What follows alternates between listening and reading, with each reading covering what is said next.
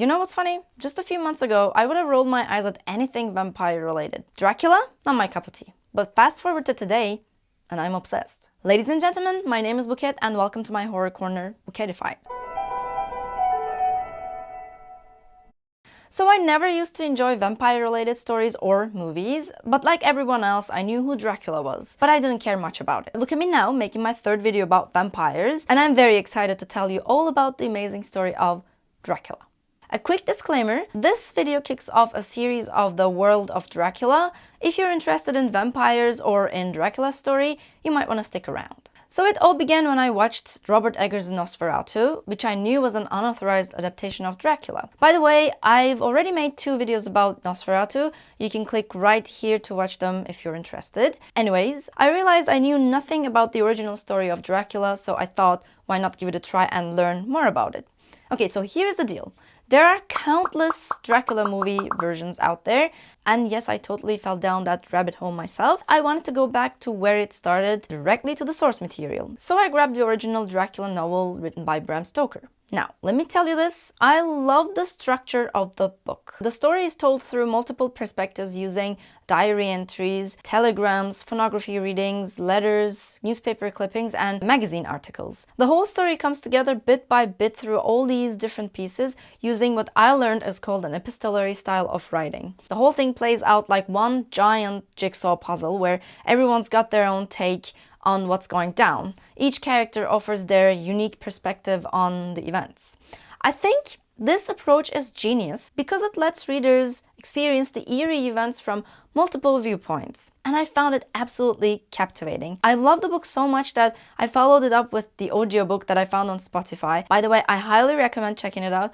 I'll drop a link down below if you're interested. If you're new to my channel, here's something you should know about me. When I get interested in something, I become completely absorbed in it. I think the right word is obsessed. I love diving deep into subjects, purchasing related items with my adult money, doing extensive research, and watching countless amounts of videos about it. When I began reading Dracula a few months ago, I discovered a 1,000-piece illustrated World of Dracula puzzle by the puzzle company King Lawrence, and I just had to get it for the complete experience. A quick disclaimer, this video is not sponsored. I found this puzzle on Amazon myself, but if you'd like to get it for yourself, you can use my affiliate link in the description below. Now let's get back to the video. I decided to assemble it while reading the book, though in hindsight, I probably should have finished reading first. I only knew the Nosferatu version of the story at that point, so I was totally confused by some of the stuff in the puzzle. Like, what's up with those weird blue flames by the castle, and who are these 3 vampire ladies hanging around? Not to mention the 3 guys chasing after one lady, and Dracula being somehow both young and old at the same time. That was quite weird, but being the puzzle nerd that I am, I managed to complete it anyway. By the way, inside the puzzle box, there was a poster of the completed image along with the numbered story summary on the back. Each number corresponds to a specific part of the puzzle, allowing you to follow the story while assembling it. I'm actually doing this puzzle for the 3rd time now. Yeah, I know. And in this video, I'll walk you through my process of putting it together while sharing with you my version of the summary of the original Dracula story by Bram Stoker. I hope you'll enjoy it.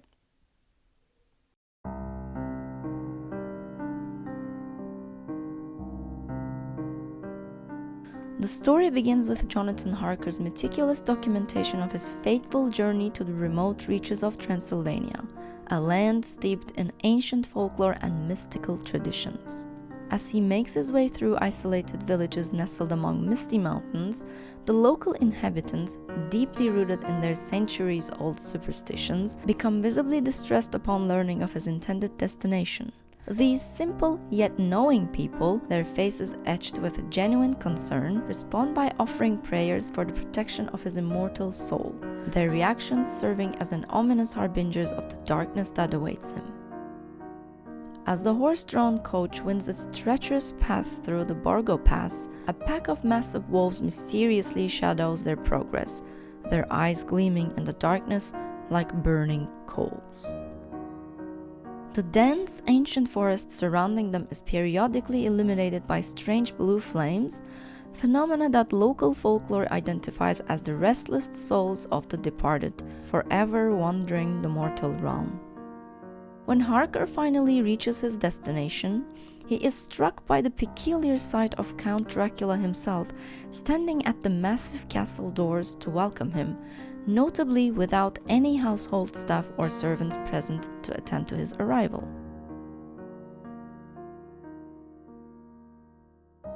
From his elevated chamber within the castle's confines, Jonathan Harker, an accomplished lawyer entrusted with handling Count Dracula's London property transactions, gradually becomes aware of increasingly unsettling occurrences. His daily routines take on an air of mounting dread, particularly during one memorable morning ritual.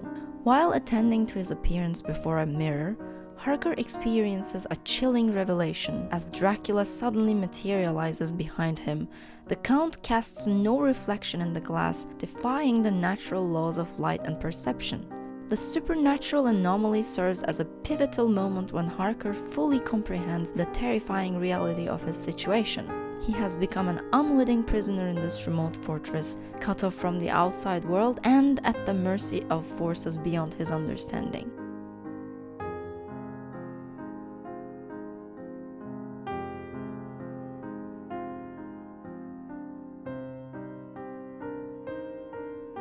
While exploring the dark corridors of the castle, Harker encounters 3 hauntingly beautiful vampire women who emerge from the shadows. These ethereal yet menacing figures approach him with a mesmerizing grace that leaves him paralyzed with both terror and fascination. Just as they are about to descend upon him with their deadly embrace, Dracula bursts into the room in a fit of possessive rage, forcing them to retreat. In a particularly disturbing scene, Harker witnesses Dracula presenting the vampire women with a riding bag, which to his horror contains an infant, demonstrating the utterly inhuman nature of these creatures.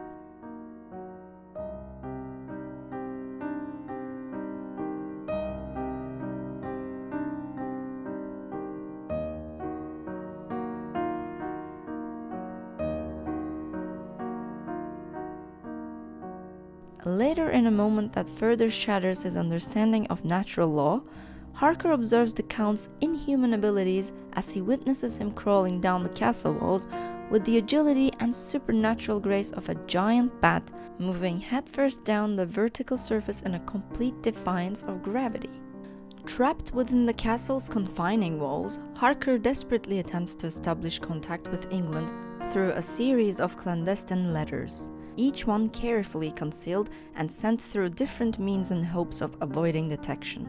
His mounting anxiety turns to absolute despair when Dracula confronts him in the castle's vast library, methodically producing each hidden letter while explaining how he has intercepted every desperate attempt at communication. The Count's commanding presence and unwavering control over the castle become undeniable as he demonstrates his power, leaving Harker with the stark certainty that he stands utterly alone, isolated from any hope of outside contact.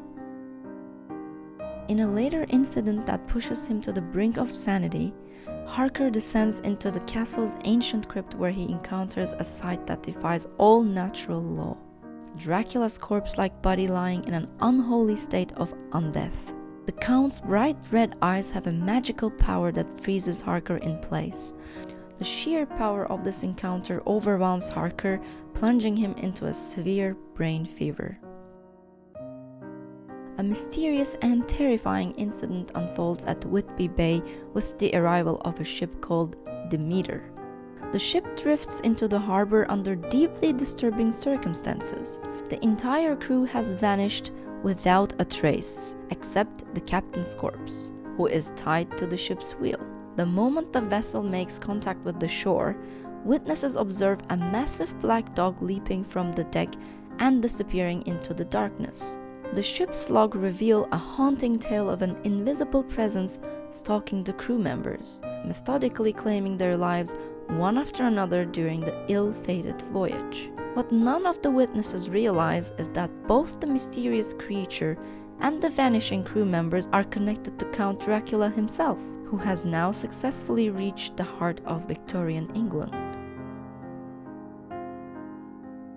Minna Murray, who is engaged to Harker, anxiously awaits his increasingly concerning letters from abroad. she has taken up temporary residence with her dear friend Lucy Westenra, a beautiful but fragile young woman. Lucy's enchanting presence has drawn the romantic attention of 3 distinguished gentlemen: Dr. Seward, who runs a mental hospital, Lord Godalming, a wealthy nobleman, and Quincy Morris, an adventurous American. Lucy's habit of sleepwalking unfortunately draws the sinister attention of Count Dracula.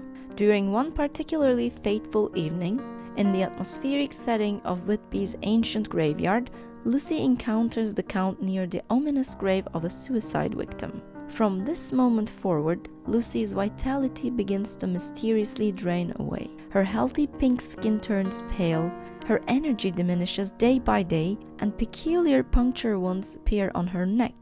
The doctors remain unable to diagnose her mysterious condition. In a desperate attempt to save Lucy's life, Dr. Seward reaches out to his former mentor, the distinguished Professor Van Helsing from Amsterdam. Van Helsing tries to treat Lucy with blood transfusions and attempts to educate his skeptical colleagues about the existence of vampires and their dark powers. Despite their combined medical expertise and Van Helsing's knowledge of the supernatural, their efforts prove futile and Lucy succumbs to her fate.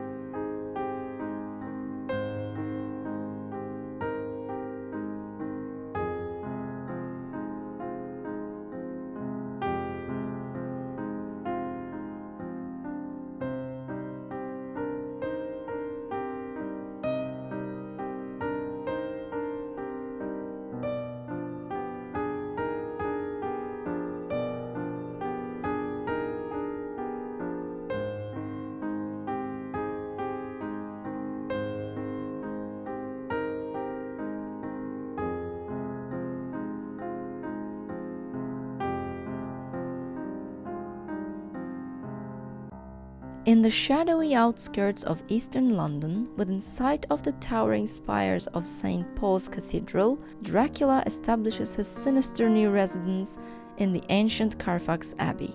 This imposing structure, with its crumbling Gothic architecture and dark history, shares its grounds with Dr. Seward's mental hospital.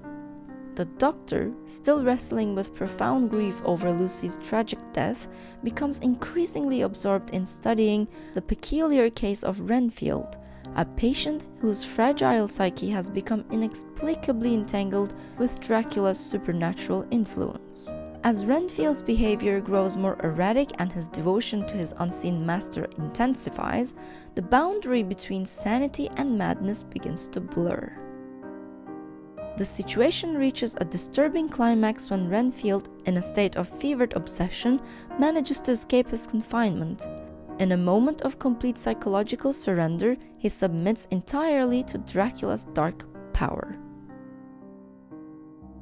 As unsettling reports begin to circulate throughout the community, Van Helsing becomes increasingly disturbed by the accounts of a mysterious female figure dressed in flowing white garments who haunts the local graveyards under cover of darkness. This spectral presence has been targeting the most vulnerable members of society, young children who venture too close to the cemetery grounds. The haunting truth soon becomes clear.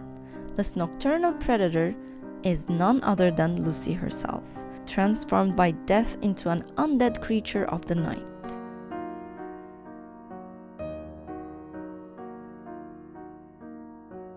With grim determination, Van Helsing establishes his dedicated group of believers, Lord Godalming, Dr. Seward, and the American adventurer Quincy Morris, to confront this supernatural threat. In the shadows of the graveyard, they prepare themselves for the gruesome task that lies ahead. The burden falls particularly heavy on Lord Godalming, who, as Lucy's former fiancé, must now be the one who release her tortured soul from its vampiric bondage. Supported by Seward and Morris, both men who had once sought Lucy's hand in marriage, Godalming faces the heartbreaking duty of driving a wooden stake through the heart of the woman he once loved. According to the ancient vampire lore, this brutal but necessary ritual serves to permanently anchor the undead to their grave, preventing them from rising again to prey upon the living. To ensure the complete destruction of the vampire, they must also perform the final terrible act of decapitation, a traditional method that has been passed down through generations of vampire hunters as a way to definitively end the cursed existence of these supernatural beings.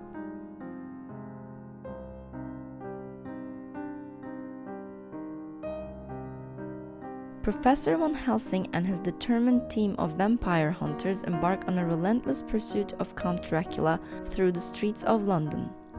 In a strategic move, they locate and perform sacred rituals over the boxes that the Count transported from his homeland, a crucial victory that deprives the vampire from his essential sanctuaries for rest and rejuvenation. The stakes escalate dramatically when Dracula, in a final act of malevolence, attacks Mina while she sleeps, forcing him to flee back to his ancestral home in Transylvania. Without hesitation, Van Helsing and his companions undertake a desperate chase across Europe, following the vampire's trail through treacherous mountain passes and ancient forests.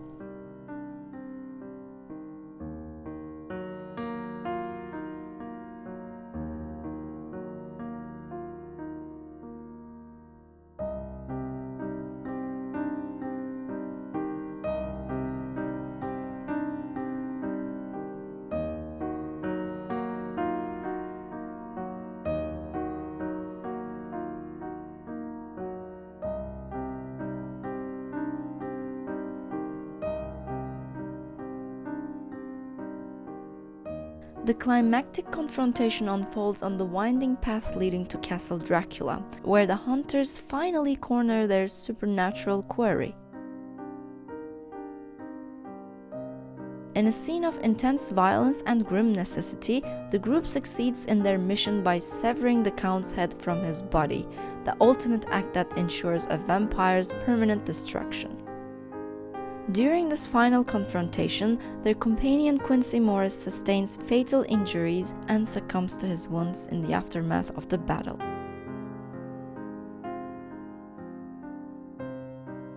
Before this final battle, Van Helsing himself undertakes a perilous mission into the depths of Castle Dracula, where he confronts and methodically destroys the 3 seductive female vampires who had once nearly claimed Harker's life, ensuring that no trace of vampire plague remains to threaten future generations.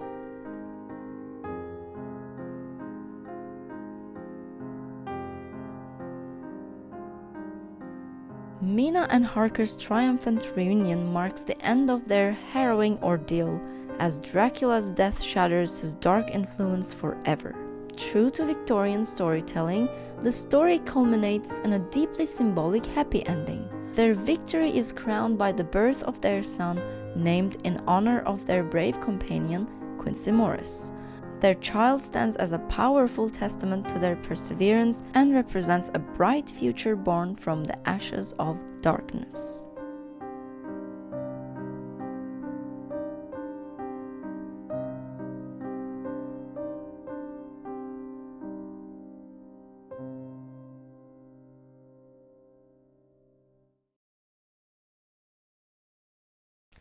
Well, folks, we have come to the end of this video. And for those who haven't read the book, you've just heard the original story in a nutshell.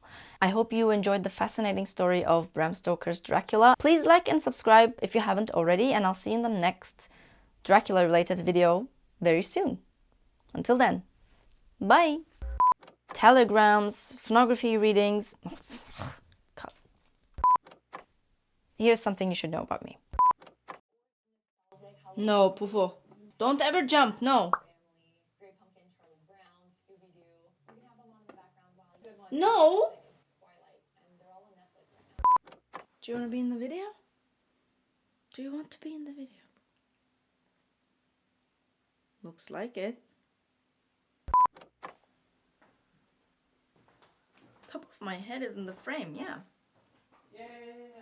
Yeah.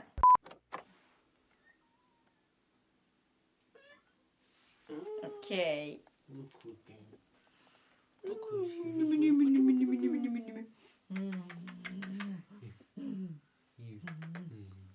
This is the real beauty. Here's the real beauty. Lumen. Hello. Wow. Exactly. So pretty. Oh my goodness.